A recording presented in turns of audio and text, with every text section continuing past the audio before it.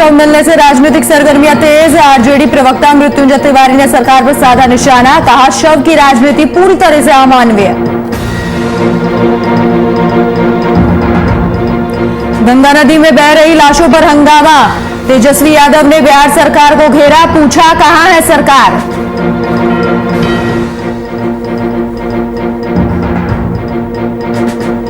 लालू ने यूपी बिहार के लोगों से गंगा मां को बचाने की करी अपील, तेजस्वी ने आरटी-पीसीआर जांच कम होने पर सीएम को घेरा।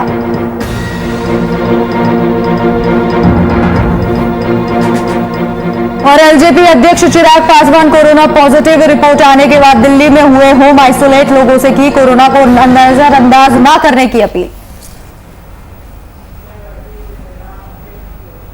नमस्कार, आप देख रहे हैं वीआईपी न्यूज और मैं हूं आपके साथ राखी लांबा। बिहार और यूपी के बॉर्डर पर गंगा नदी में बहकर आ रही शव परस्त सियासत तेज हो गई है। वहीं इस मामले में आरजेडी सुप्रीमो लालू प्रसाद यादव ने ट्वीट करते हुए सीएम नीतीश कुमार पर निशाना साधा, जहां लालू प्रसाद यादव ने अपने ट्विटर हैंडल से लिखा कि गंगा मैया की गोद में शवों का अंबार लगना बेहद चिंताजनक और दर्दनाक है। यूपी बिहार के बेटे अपनी जीवनदायिनी गंगा मां को बचाइए। इस ट्वीट के जरिए लालू यादव ने नरेंद्र मोदी पर भी निशाना साधा और उन्होंने कहा कि गंगा मैया को बनारस में चुनाव के वक्त कहा था कि मुझे तो गंगा मैया ने बुलाया है। इसके साथ ही लालू प्रसाद यादव ने आखिर सवाल पूछा है कि आखिर यह किसकी लापरवाही का ये नतीजा है, क्योंकि उत्तर प्रदेश में भी भारतीय जनता पार्टी की सरकार है और इसके साथ ही केंद्र में भी बीजेपी की सरकार है और बिहार में भारतीय जनता पार्टी सरकार की सहयोगी पार्टी है।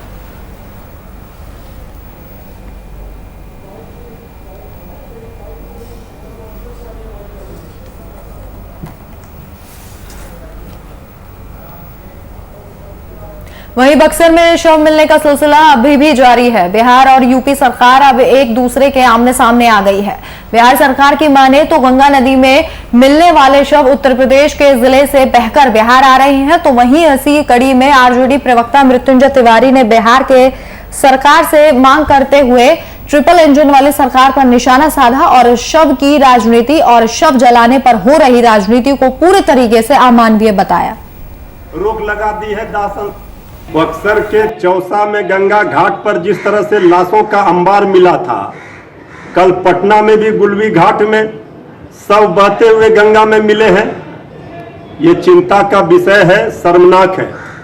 अब उत्तर प्रदेश की सरकार ने बिहार से जो सीमावर्ती इलाके के लोग हैं, जो उत्तर प्रदेश में जाकर शव जलाना चाहते हैं, उस पर रोक लगा दी है दाह संस्कार पर। यह शर्मनाक है और ये अमानवीय भी है। तीनों जगह सरकार बीजेपी है। उत्तर प्रदेश में बीजेपी की सरकार है, केंद्र में बीजेपी की सरकार है, बिहार में बीजेपी सरकार में शामिल।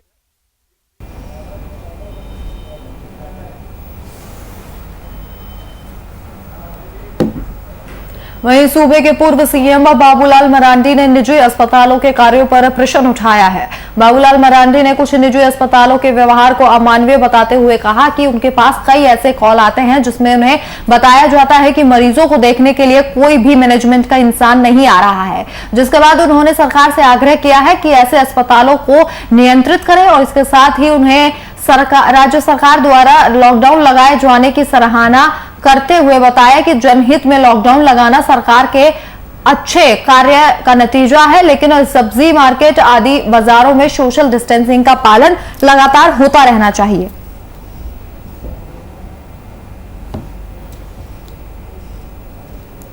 निजी अस्पताल के संचालकों से एक अपील। आज निजी अस्पतालों में काम कर रहे हैं डॉक्टर, नर्स, पैरामेडिकल स्टाफ वास्तव में अपनी जान को जोखिम में डाल करके कोविड मरीजों की सेवा कर रहे हैं। उसकी जितनी भी प्रशंसा की जाए वो कम है, लेकिन चंद कुछ जो अस्पताल है, निजी अस्पताल है, जिसकी शिकायतें भी आ रही है।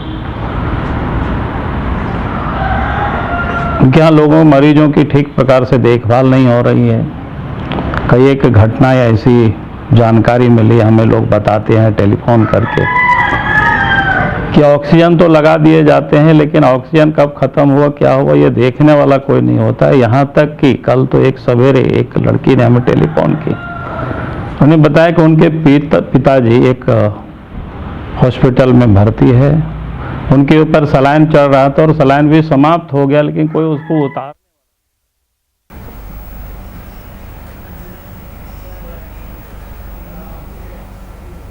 वहीं गिरिडीह के गावा बीडीओ मधु कुमारी ने गावा +2 हाई स्कूल में आयोजित वैक्सीनेशन सेंटर का निरीक्षण किया है। इस दौरान उन्होंने कई आवश्यक दिशा निर्देश भी दिए। उन्होंने वैक्सीनेशन सेंटर में साफ सफाई नहीं रहने पर स्कूल मैनेजमेंट को कड़ी फटकार लगाई है और साफ सफाई पर विशेष ध्यान देने का निर्देश दिया है। वहीं वैक्सीनेशन सेंटर में स्वास्थ्य कर्मियों को शारीरिक दूरी बनाए रखने की भी बात कही है।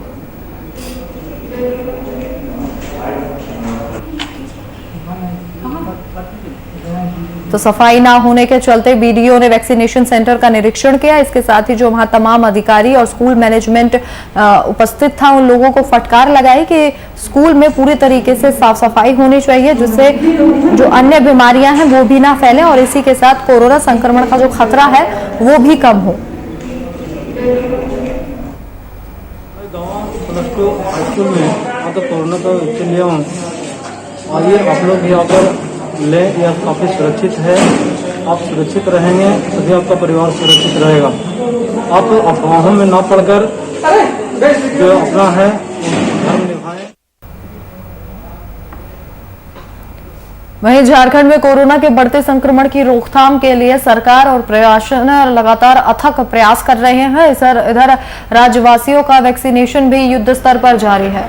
आज 14 से लेकर 44 साल के लोगों का वैक्सीनेशन होगा और इसे लेकर श्री कृष्ण लोक प्रशासन संस्थान स्थित टीका केंद्र में 18 साल से ज्यादा उम्र के लाभार्थियों के लिए मुख्यमंत्री हेमंत सोरेन ने निःशुल्क टीकाकरण कार्यक्रम का शुभारंभ किया है।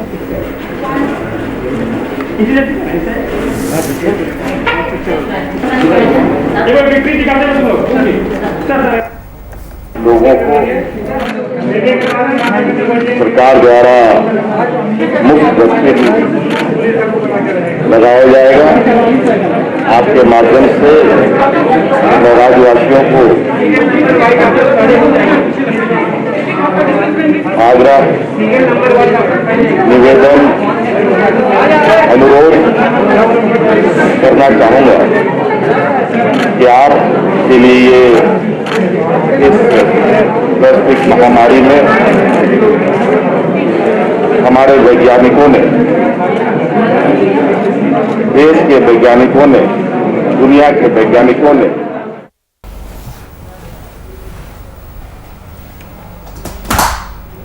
वहीं बिहार में सेकेंड लॉकडाउन लागू हो गया है। इसके बावजूद भी सड़कों पर लोगों की भीड़ भाड़ देखी जा रही है। जिला प्रशासन की तरफ से कोरोना पॉजिटिव मरीज मिलने के बाद कुछ एरिया को प्रतिबंधित कर दिया गया है और उसे कंटेनमेंट जोन घोषित कर दिया गया है। लेकिन साहिबगंज मोना चौक जो कि कंटेनमेंट जोन घोषित है, इसके बावजूद वहां भी दुकानें खुली हुई नजर आ रही हैं। लोग आम दिनों की तरह यहां पर बाजार पर घूम रहे हैं, लेकिन उन्हें रोकने टोकने वाला कोई नहीं है, जिसको देखते हुए प्रशासन पर सवाल खड़े होते हैं।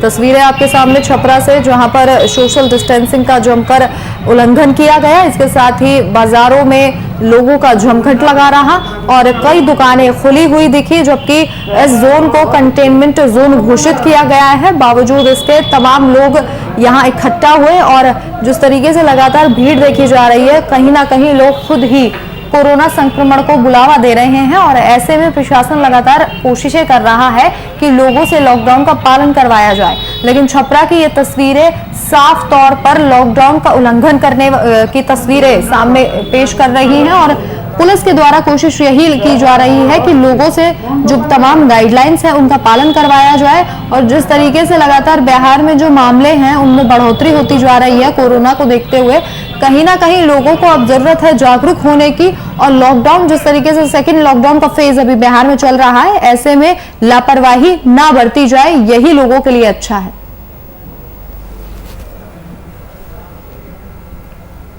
वहीं जमुई जिले में कोरोना संक्रमण की स्थिति भयावह होती जा रही है। जमुई सदर अस्पताल स्थित डेडिकेटेड कोविड केयर सेंटर और रैन बसेरा के कोविड केयर सेंटर में अब एक भी बेड खाली नहीं है। नतीजन जमुई सदर अस्पताल के बरामदे में लेटकर और इमरजेंसी कक्ष की कुर्सी पर बैठकर मरीज ऑक्सीजन लेने को मजबूर है। सदर अस्पताल स्थित डेडिकेटेड कोविड-19 तवर रैन बसेरा में संचालित कोविड केयर सेंटर के सभी 77 बेड फुल हैं। ऐसे कई मरीज हैं जो लंबे समय से ऑक्सीजन पर हैं। आपको बता दें कि सदर अस्पताल के अलावा गिद्धौर के मोहाली में संचालित कोविड-19 इंटर में मरीज जाना नहीं चाहते हैं। डीडीसी आरएफ अहसन ने बताया कि मोहाली के अस्पताल में 75 बेड पर ऑक्सीजन की सुविधा उपलब्ध है, बावजूद इसके मरीज वहां नहीं जा रहे हैं, जिसके कारण मजबूरीवश मरीज किसी तरह सदर अस्पताल में ही ऑक्सीजन की सेवा ले रहे हैं।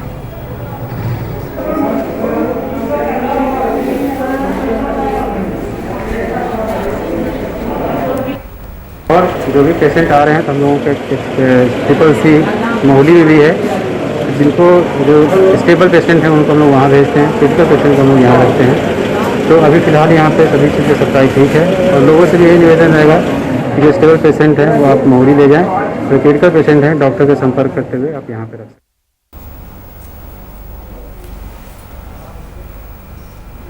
वहीं कोरोना संक्रमण के मामलों में लगातार बढ़ोतरी हो रही है और ऐसे में अस्पताल में कालाबाजारी का भी मामला सामने आता रहता है। वहीं निजी अस्पतालों में स्वास्थ्य कर्मी मनमानी कर पैसा की मांग कर रहे हैं। इसी कड़ी में राज्य के स्वास्थ्य मंत्री बन्ना गुप्ता ने कहा कि जो टैरिफ निर्धारित की गई थी उससे भी ज्यादा निजी अस्पतालों में लिया जा रहा है और अगर निजी अस्पताल इसमें रोक नहीं लगाएगी तो क्लिनिकल एस्टेब्लिशमेंट एक्ट के तहत उनको निबंधन को रद्द करवा दिया जाएगा। देते हैं कि यदि वो लोग ने नहीं सुधार किया तो हम निजी अस्पताल के लिए हम लोगों ने पहले ही टैरिफ जो है उसका निर्धारण कर दिया था। और ये बात सही है कि बहुत सारे ऐसे निजी अस्पताल हैं जो बहुत मनमानी तरीके से पैसा अर्थ दोहन कर रहे हैं। इस आपदा को भी अर्थमोचन का जरिया बना दिए हैं और जो टैरिफ हम लोगों ने निर्धारित की थी उससे कई गुना ज्यादा पैसा ले रहे हैं। लेकिन हम आपको विश्वास देते हैं कि यदि वो लोग ने नहीं सुधार किया तो हम क्लिनिकल एस्टेब्लिशमेंट एक्ट में उनके निबंधन को भी रद्द करेंगे और आप देखिएगा आपको जल्दी सूचना मिलेगी कि हम कोई छोटे मोटे अस्पतालों का नहीं, बड़े बड़े अस्पतालों का हम निबंधन रद्द करेंगे।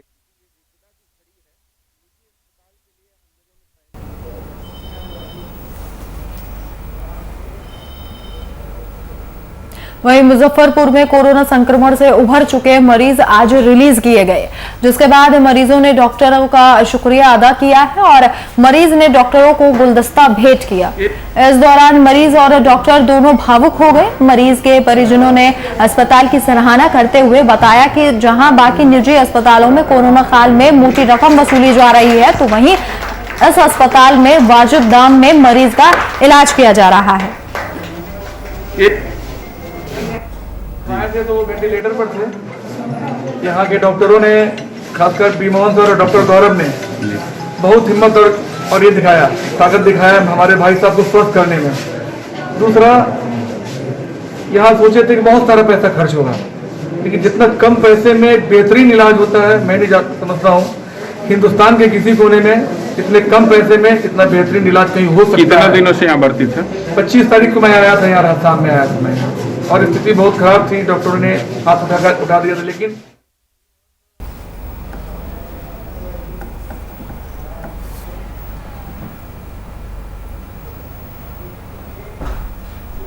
वहीं हजारीबाग लोकसभा के सांसद जयंत सिन्हा का ऑनलाइन संवाद झारखंड मुख्यमंत्री हेमंत सोरेन के साथ हुआ, जहां झारखंड के सभी विधायकों और सांसदों से सुझाव मांगा गया। इस कोरोना महामारी में हजारीबाग लोकसभा सांसद माननीय जयंत सिन्हा ने अपना सुझाव देते हुए कहा कि कोरोना से मर रहे लोगों को 2 लाख रुपए तक का मुआवजा दिया जाना चाहिए और इसी के साथ कोरोना मृतकों को जलाने के लिए घाट और सरकारी अस्पताल या प्राइवेट अस्पतालों में कोरोना से संक्रमित व्यक्तियों का निःशुल्क इलाज किया जाना चाहिए। साथियों, आप सबको मेरा नमस्कार, सआदर जोहार। अभी माननीय मुख्यमंत्री जी की बैठक उत्तरी छोटा नागपुर के सब माननीय सांसदों और आदरणीय विधायकों के साथ हुई। ये सराहनीय बैठक थी और हमारी लंबी चर्चा चली और हर विषय पे संवाद हुआ। मैं माननीय मुख्यमंत्री जी को इस संवाद के लिए बहुत बहुत धन्यवाद देना चाहता हूं और उन्हें 2 मुख्य सुझाव देना चाहूंगा। पहला तो यह है कि कोरोना के इलाज के लिए चाहे वो निजी अस्पताल में हो या सार्वजनिक अस्पताल में हो, किसी को कोई खर्च। और अब खबर राजधानी पटना से है, जहां लॉकडाउन के बीच लाखों की चांदी की चोरी होने का मामला सामने आया है। जहां पुलिस के लाख दावे के बाद भी वहीं पुलिस चाहे जितने दावे कर ले, लेकिन अपराधी इस महामारी को भी अपना जरिया बनाते दिखाई दे रहे हैं। मामला बीते 9 मई की देर रात का है, जहां पटना सिटी के खांचे कला थाना क्षेत्र के मच्छर हट्टा बजाज प्लाजा के ऑपोजिट स्थित गुजरात प्लास्टिक दुकान में चोरों ने बेखौफ होकर लाखों की चोरी की घटना को अंजाम दिया है। जानकारी देते हुए दुकानदार जितेश मेहता ने बताया कि चोरी की सूचना मिलते ही जब वो दुकान पर पहुंचे तो पूरी दुकान खाली हो चुकी थी। वहीं पास में लगे सीसीटीवी कैमरे में चोरों की हरकत कैद हो गई। हमारा दुकान बजाज प्लाजा के सामने डिस्पोजल कप प्लेट ग्लास का है। हमारी दुकान लॉकडाउन की वजह से बंद है, लेकिन 9 तारीख को मुझे इस सूचना मिली कि मेरी दुकान का जो है ताला टूट गया है। मैं तुरंत अपने दुकान की तरफ दौड़ा तो मैंने पाया कि मेरा ताला जो है बदल चुका है। मैंने आसपास में पूछा तो मुझे पता चला कि मेरे दुकान के पीछे जगन्नाथ मंदिर के पुजारी रामानंद पांडे और उनके बेटे मुन्ना पांडे और विक्रम पांडे, इन लोगों ने ये कांड किया है। मैं उनके पास गया, उनसे पूछा तो उन्होंने स्पष्ट कहा कि हाँ, मैंने ही किया है।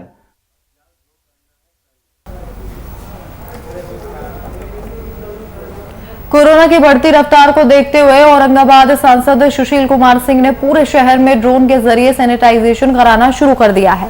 वहीं उन्होंने बताया कि ये कोरोना महामारी में हम सभी लोग मिलकर ही इस जंग से लड़ सकते हैं। उन्होंने ये भी बताया कि औरंगाबाद संसदीय क्षेत्र में चाहे वो गया जिला का क्षेत्र हो या औरंगाबाद जिला का क्षेत्र हो, हम सभी जगहों के हॉस्पिटल और कोविड सेंटरों पर जरूरत की सामानों को उपलब्ध कराने की कोशिश कर रहे हैं। ऑक्सीजन सिलेंडर हो या फिर दवा या मशीन, सभी चीजें उपलब्ध कराई जा रही हैं। शहर का इम्पोर्टेंट बिल्डिंग्स या रोड्स को सैनिटाइज करना है ड्रोन की वजह से। ये ड्रोन 10 लीटर कैपेसिटी का है, जिसमें 10 लीटर का सैनिटाइजर भर के हम पूरा शहर स्प्रे करेंगे। कितना किलोमीटर का दायरा इसका है? एक बैटरी साइकिल में हमको 700 मीटर कवर करेंगे। क्या नाम हुआ आपका? भरतवाज द्वारा पूरे शहर में औरंगाबाद में सैनिटाइजेशन का प्रोग्राम है। पूरे शहर में दवाई डाल के इसमें और सैनिटाइज किया जाएगा। हमने कई जगह बात की और कई जगह से चर्चाएं चल रही थी। एक आदमी तैयार हुआ, गरुड़ा कंपनी है, और इन्होंने अपने 2 लोगों को मशीन के साथ भेजा और अभी ये शुरुआत होगी। और औरंगाबाद संसदीय क्षेत्र के और भी शहरी क्षेत्रों में इस मशीन, ड्रोन मशीन के माध्यम से सैनिटाइजेशन।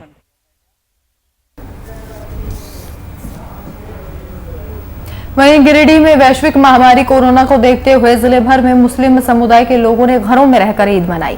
राज्य सरकार की ओर से जारी की गाइडलाइंस के अनुसार लोगों ने अपने अपने घरों में ही नमाज अता कर लोगों को फोन पर ईद की बधाई दी। इसके साथ ही जुम्मे की नमाज को भी लोगों ने घर पर ही अता किया। इधर पुलिस प्रशासन की ओर से भी शहर में भीड़भाड़ नहीं लगने से ईदगाह से लेकर पूरे चौक चौराहों पर सुरक्षा के पुख्ता इंतजाम किए गए थे।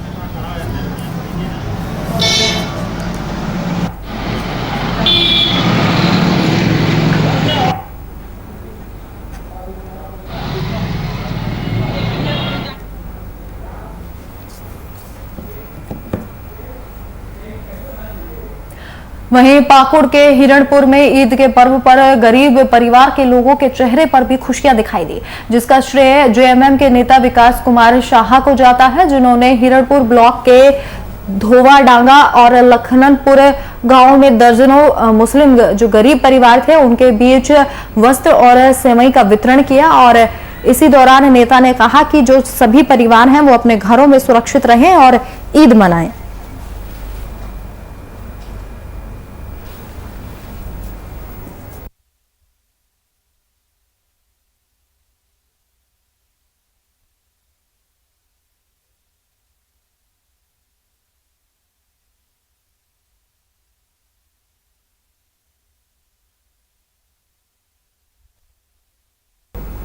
लॉकडाउन के कारण गरीब मजदूर किस्म के लोगों का आर्थिक स्थिति खराब हो गया है, जो इस महत्वपूर्ण ईद के पर्व में खरीदारी करने में मजबूर थे।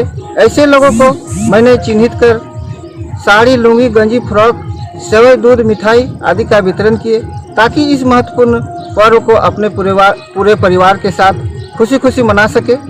तथा मैंने सभी को कोरोना से बचने के नियम का पालन करने तथा वैक्सीन लगाने के लिए लोगों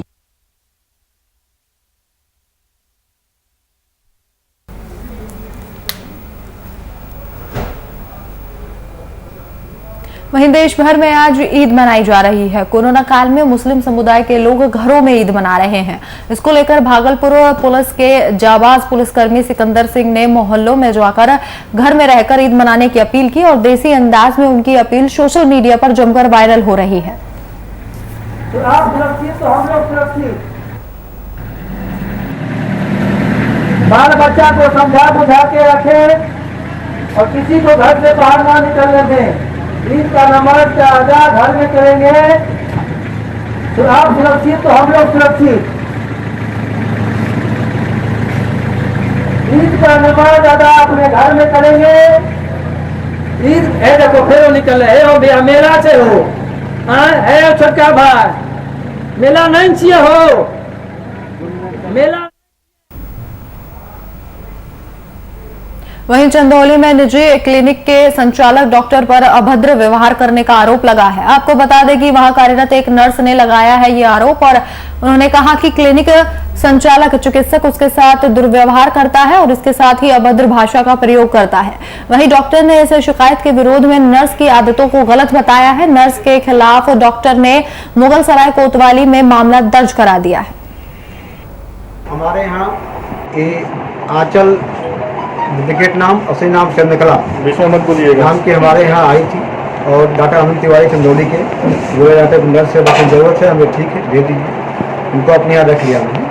रखने के बाद कार्य ठीक चल रहा था मगर बाद में इन्होंने जो भी वजह हो जो भी अनागल अपना जो इधर बात करना फ़ोन से बात करना कहीं मैं मना किया कि आप फ़ोन का प्रयोग मत करिए अस्पताल में, आप जाइए अपना फ़ोन कीजिए। उसको बात को न मानना, कोई बात कहे उसको झपट के जवाब देना, कोई बात न करना, कोई बात हम कहेंगे तो उसका मैं यहाँ ड्यूटी करने वाले मना करूँगी, हम हमारी ड्यूटी नहीं करूँगी, एक काम मैं नहीं करूँगी। कोई स्टाफ भी से बोलता है कि दीदी ऐसा क्यों करती हैं, उसको झापड़ से मारने की धमकी देना और उठवा लेना, आप नर्सिंग होम का मैं खाक मिला दूंगा। इस तरह अभी आपके ऊपर बदतमीजी करने का उतर के आरोप लग रहे हैं, इस पे क्या कहेंगे? इससे सारा गलत है सर। अगर बदतमीजी मैं करता तो यहाँ रुकती क्यों हुई? इस पे क्या हम उनका हम जो हमको कार्रवाई करना है हमको इनको आगे तक ये सही डॉक्टर नहीं है। बस हमको आनंद सर रखवाए थे, वो बोले मुझको बोले देखिए सर हमको बात बढ़ा देंगे तुम लोग अपने में समझ लो। ये कंप्लेन जाके दरोगा दी हमारे हॉस्पिटल जब अगर सर हम जबरदस्ती नहीं रहेंगे। हरदोई जिले में ऑन ड्यूटी दारोगा के मनमानी करने का वीडियो सामने आया है, जहां मामला सुरसा थाना क्षेत्र का है, जहां ड्यूटी पर तैनात दारोगा नशे की हालत में दिखा और इस दौरान सरकारी सेवक ने खुद सभी सरकारी नियमों को ताक पर रखकर बिना मास्क के कोरोना नियमों की जमकर धज्जियां उड़ाई।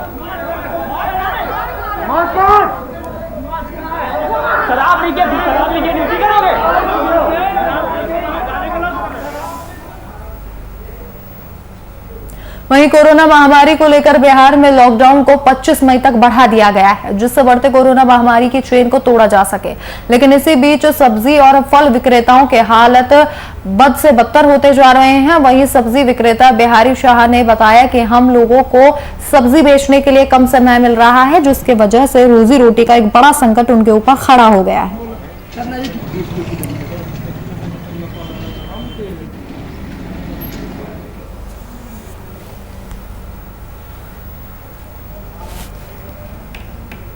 कोरोना से जंग जीतने के लिए युवा कोरोना वैक्सीन अभियान में बढ़ चढ़कर हिस्सा ले रहे हैं।